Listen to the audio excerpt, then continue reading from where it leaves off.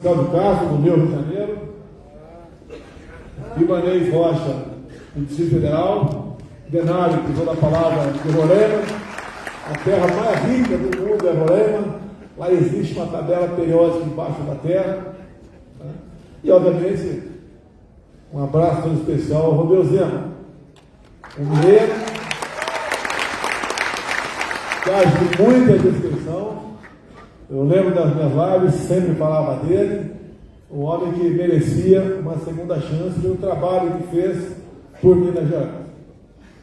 Cumprimentar o Walter Braga Neto, general de exército, um ano mais moderno que eu de formação de academia, mineiro, o nosso vice-presidente da República. Discrição e uma tremenda bagagem ao longo de sua vida o credibiliza para esse cargo. Tenho certeza que todos nós ganhamos com ele.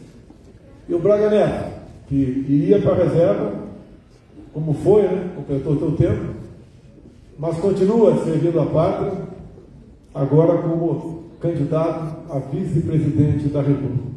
E não existe satisfação melhor do que essa: servir a nossa pátria, servir ao nosso querido Brasil. Eu tenho dito, eu conheço, por exemplo, este pessoal do PT antes da criação do partido, que foi em 1980. Conheci preso naquela época como militar do Exército Brasileiro. E deixaram o rastro também de destruição em nosso Brasil, com a sua tentativa de chegar ao poder a qualquer custo. O tempo passa, criaram um partido, tiveram a sua oportunidade e fizeram exatamente o contrário do que prometiam. A especialidade deles é mentir, é enganar, em especial os mais humildes, com propostas mirabolantes. Mas a verdade sempre aparece.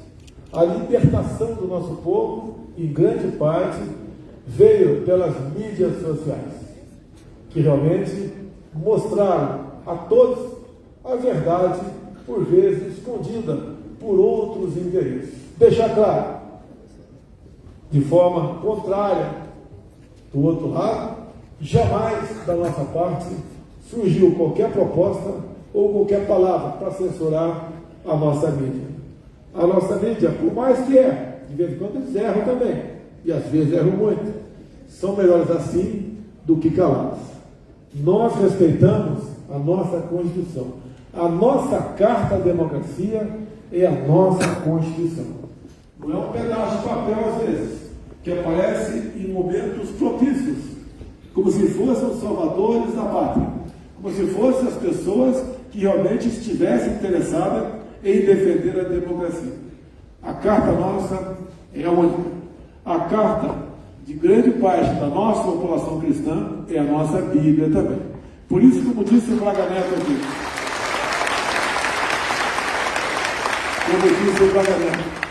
a nossa família é sagrada. Um país com famílias estruturadas é um país que está no rumo da ordem e do progresso.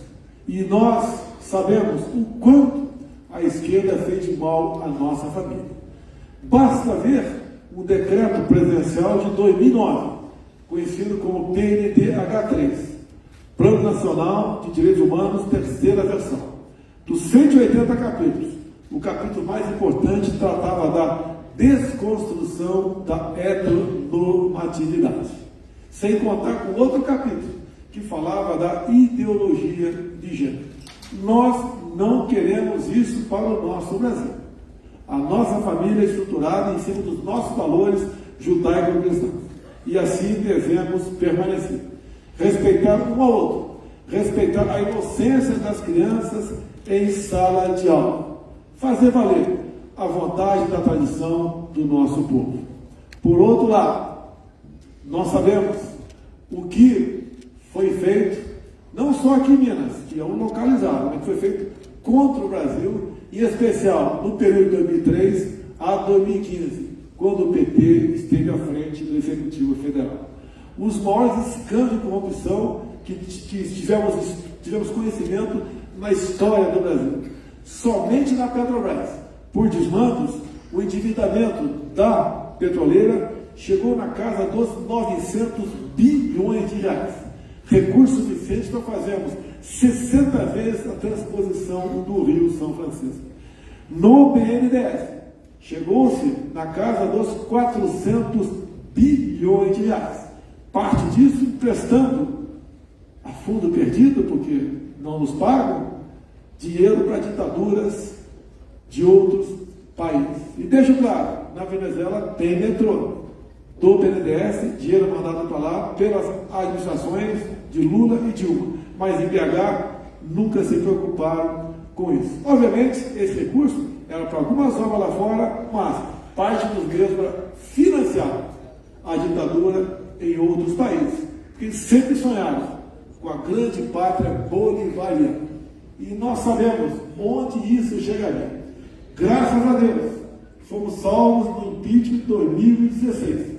Até meu voto foi bastante marcante naquela época. Muitos, criticaram meu voto, mas creio que aquilo marcou também a nossa posição. Sempre estarmos ao lado da verdade. Tanto é que, por ocasião de toda a minha pré-campanha, usei a passagem bíblica do João 8:32. E conhecereis a verdade e a verdade de Deus, uma tentativa de assassinato. Formamos um bom ministério, com pessoas técnicas e conhecidas. Começamos o nosso governo em 2019. Criamos ali medidas que eu chamo de vacina para a economia, como a Lei da Liberdade Econômica e a Reforma Previdenciária. E, infelizmente, tivemos 2020, um ano trágico para o mundo todo, onde muitas mortes se fizeram presentes. E as economias de quase todo mundo quase que colapsou. Nós fizemos a nossa parte, criando programas para combater o desemprego. Enviamos dinheiro para estados e municípios sem vermos a coloração político-partidária desse governador e governador. Entramos em uma crise ideológica da história do Brasil, até o reflexo na barragem de Furnas, na cota 762. Gostaríamos de, obviamente, fazer com que isso se fizesse na realidade e algo que realmente é interesse de vocês, mas infelizmente as condições meteorológicas não nos permitiram agir dessa maneira. Entramos 21, tivemos uma guerra lá fora, tivemos a coragem de reunir o Ministério e irmos para a Rússia em fevereiro do corrente ano, quando o mundo todo reclamava de que nós não deveríamos participar desse encontro. Fomos, porque sabíamos que a vinda de fertilizantes para o Brasil se faria necessária, porque estaríamos então, se não fizéssemos esse contato, se o fluxo fertilizante fosse interrompido, estaríamos colocando em risco a nossa segurança alimentar, bem como de mais de 1 bilhão de pessoas ao redor do mundo que vivem no nosso agronegócio. Fizemos a coisa certa.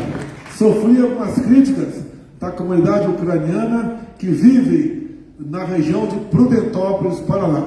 Fomos no mês passado a essa região, conversamos com os nossos irmãos ucranianos e descendentes que moram no Brasil. Fomos muito bem recebidos, entenderam a situação do Brasil e lamentamos juntos a guerra que ainda perdura lá fora. Torcemos pelo seu final. Mas, meus amigos, tem um ditado que diz: quem quer a paz deve se preparar para a guerra. Nós não queremos guerras, em consequência, devemos nos preparar para que as nossas Forças Armadas tenham a capacidade e o poder de dissuasão para que aventureiros outros não venham para o Brasil. Sempre ouvimos falar da cobiça internacional pela região amazônica. É uma realidade. Sabemos o quanto ela representa para o mundo, mas a Amazônia é nossa. Não podemos nos deixar de preocupar com ela e saber que alguns países se interessam em se apoderar dessa região. Lamentavelmente, O outro lado acabou de dizer que a biodiversidade da Amazônia deveria ser compartilhada com todo mundo. Isso não pode acontecer. 22, para irmos para o encerramento. Juntamente com o Parlamento Brasileiro, buscamos alternativas para reduzir o preço dos combustíveis que realmente encareceram em todo o mundo. Não foi uma canetada, não foi um controle de preço. E conseguimos, junto com o Parlamento, quase por unanimidade, aprovarmos redução de impostos estaduais e zerarmos impostos federais, fazendo com que a gasolina, hoje, como média no Brasil, estivesse próxima da casa dos R$ 4,50. Etanol em São Paulo, vi na semana passada a R$ 2,50. Isso acabou puxando a inflação para baixo e no terceiro mês consecutivo já temos deflação no Brasil. Os preços básica já vem caindo de preço. Estamos voltando à normalidade de forma completamente diferente de quase todo mundo.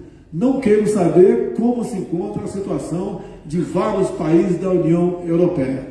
Basta dizer que a energia lá fora praticamente triplicou 100%, menor que os Estados Unidos e menor também que a União Europeia. Temos, mês a mês, apresentado números positivos na queda do desemprego. Baixamos já ao percentual de 9 e continuamos em queda. O nosso produto interno bruto vem crescendo. Cada vez mais se faz novas projeções e atualiza os números para melhor do nosso país. Isso é uma administração que tem respeito para com a coisa pública e para com o seu povo. Deixar claro que as nossas estatais, há poucos anos, davam prejuízos ou pequenos lucros. Batemos no ano passado um lucro na casa de 180 bilhões de reais. E olha que o nosso governo vem reduzindo impostos e vem arrecadando cada vez mais. Como vocês bem sabem, a redução de 35% em 4 mil produtos do IPI. Essa proposta concreta que vem sendo feita ao longo do tempo por Paulo Guedes o coloca numa situação de um dos melhores ministros da economia do planeta Terra. Isso é orgulho para todos nós. Como também é orgulho para nós, Roberto Campos à frente do Banco Central.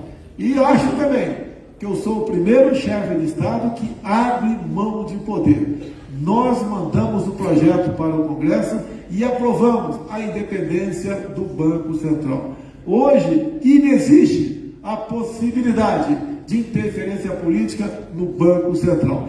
Tratamos também, com muita clareza, com muita honestidade, a questão do nosso BNDES, bem como o Banco do Brasil e Caixa Econômica. A senhora Daniele, presidente da Caixa, acaba de anunciar um programa chamado Venha para o Azul, onde 4 milhões de pessoas físicas e 400 mil empresários que, porventura, tenham dívida lá, possam renegociar essa dívida com abatimento de até 90% do principal.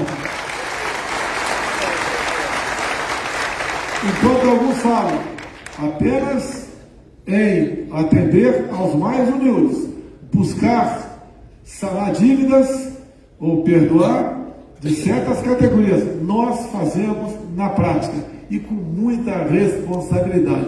As nossas medidas não causam estresse na Bolsa de Valores e nem inflacionam o dólar em nosso país. Para vocês terem uma ideia, após o anúncio de domingo que haveria segundo turno, no dia seguinte, o dólar caiu na casa dos 4%. A Bolsa subiu em percentual semelhante. Ou seja, o mercado já havia precificado a possível vitória no primeiro turno da oposição. Graças a Deus, isso não aconteceu. E assim sendo, a prova disso tudo, que estamos no caminho certo, são os números da economia. A todos vocês, eu agradeço quem acreditou em nosso governo, quem votou em nós no dia 2 de outubro último. E peço mais, para que nós possamos continuar fazendo o que fizemos até o momento, um esforço muito especial de cada um. Converse com os mais humildes, com os mais necessitados, porque eles, uma parte, continuam acreditando nas promessas mirabolantes de picanha e auxílios estratosféricos. Se fosse possível, daríamos, mas sabemos que isso não é possível. Isso foi prometido lá atrás, Denário, lá ao povo venezuelano.